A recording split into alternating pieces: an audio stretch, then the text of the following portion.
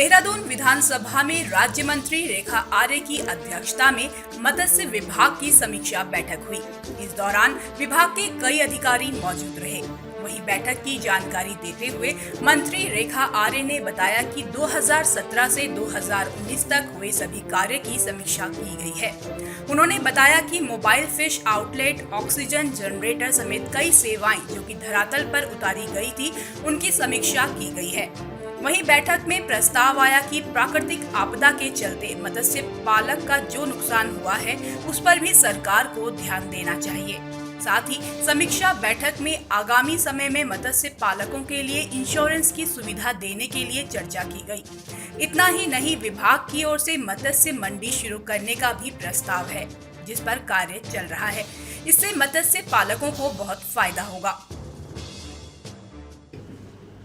देखिए, आज मत्स्य विभाग के एक विंग है मत्स्य अभिकरण, उसकी बोर्ड की आज बैठक रखी गई थी, जिस बैठक में अब तक में जो निर्णय पूर्व की बोर्ड की बैठकों में हुए हैं उसका अब तक में क्या क्या कार्य हुए हैं उसका पुनः अनुमोदन लिया गया है, जिसमें वर्ष 2017, 18, 19 की यदि अभिकरण की बैलेंस शीट है उसका भी अनुमोदन हुआ है। साथ साथ में पूर्व में जो कार्य हमारे, चाहे मोबाइल फिश आउटलेट बैन हो या ऑक्सीजन जनरेटर खरीद की बात हो, तो वो सब चीज़ें जो धरातल पर उतारी गई है उसका पुनः जो है समीक्षा के साथ अनुमोदन किया गया है।